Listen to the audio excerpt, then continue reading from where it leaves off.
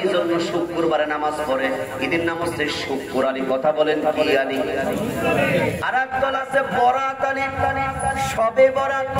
ওই সবে বরাতে মুসল্লি বাড়ে না কমে? নামাজ পড়ে 2 রাকাত, ঘুরে বেড়ায় 4 ঘন্টা, বোর কাছে মশান দেয়, আমি মুসল্লি নামাজ পড়ে আসলাম। হ্যাঁ, আর একদল আছে রমজান আলী। কথা কোন ঠিক কিনা? যখন রমজান মাস আসে নামাজি বাড়ে না কমে? কি কথা বাস্তব কিনা না কোরআনের বাইরে কথা? রমজান মাস আসলে মানুষের মধ্যে নামাজ বাড়ে, টুপি বাড়ে, মসজিদের মধ্যে মুসল্লি বাড়ে। রমজান মাসে শুধু নামাজ পড়ে এরকম কিছু মুসল্লি আছে, আবার রোজাও থাকে না, আবার ইফতারের সময় আগে আগে বাজারের সবচেয়ে বড় মাছের মাথাও ধরে নিয়ে আসে। কথা কথা বোঝায় যে আমি বড় রোজাদার, আসলে সে রোজা নাই, আছে না নাই? ছিল না।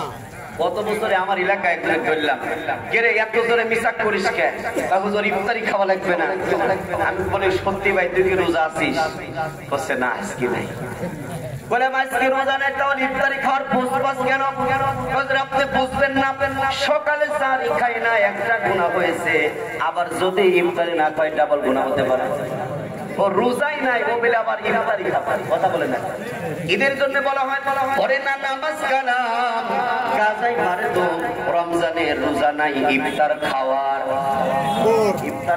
জন্য। কথা কোন ঠিক কিনা? আমার মুসলমান ভাইরা, এইরকম কিছু নামাজি আছে এরকম করে রমজান আলী, বরাত আলী, ঈদ আলী, আপনার সিজন আলী। কথা বোঝেন না? সিজন আলী মানে যখন নির্বাচন আসে। কথা বলেন কি? যখন যে রিক্সাওয়ালা বলে, মুরব্বী চাচাকে বলে আসসালামু আলাইকুম, আসসালামু আলাইকুম। মুরব্বী চাচা বলে বাবা তোমার তো চিনবার পাইলাম না। ও বাবা চেনো নাই, আমার নাম বল্টু মিয়া, দাঁড়াইছি বোতল মার্কায়। ও বুঝেছি, তার মানে ভোটটা তোমাকেই দেওয়া লাগবে। কথা কয় না কেন? সালাম বাড়ে না কমে? নির্বাচন আগে আসলে সালাম বেশি বেশি বৃদ্ধি হয়। কথা কন না কেন? এইরকম সিজন আলী হলে হবে না, আমাদের হতে হবে 100 আলী। 100 আলী কারণ আল্লাহ বলেন কুল ইন্না সালাতি ওয়া নুসুকি ওয়া মাহিয়ায়া ওয়া মামাতি লিল্লাহি রাব্বিল আলামিন।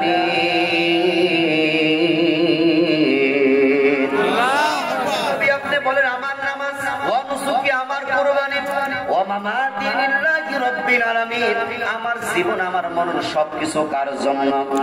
তাহলে নামাজ পড়তে হবে কাকে খুশি করার জন্য? শুক্রবারে নামাজ পড়লে হবে না, নামাজ পড়তে হবে কয় ওয়াক্ত? আর একটু জোরে বলেন তো, নামাজ পড়তে হবে। সমাজের মধ্যে কিছু লোক আছে নামাজ পড়ে না, বলে আমরা বড় পীরের মুরিদ হইছি, আমার বাবাই আমাকে জান্নাতে দিবে। কোন বাবা কোন গাঁজাখোর জান্নাতে দিবার পারবে না, এরকম লোক নাই?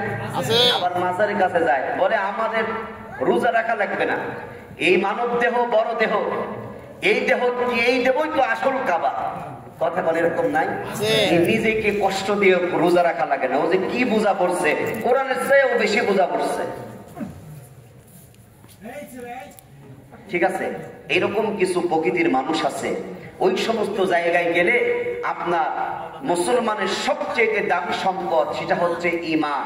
একটু সবাই বলেন মুসলমানের দামি সম্পদের নাম কি? আর একটু জোরে বলেন নাম কি? ঈমান নষ্ট হয়ে যাবে ওই সমস্ত দরবারে গেলে। কিছু দরবার আছে ওই জায়গায় যাওয়া যাবে না।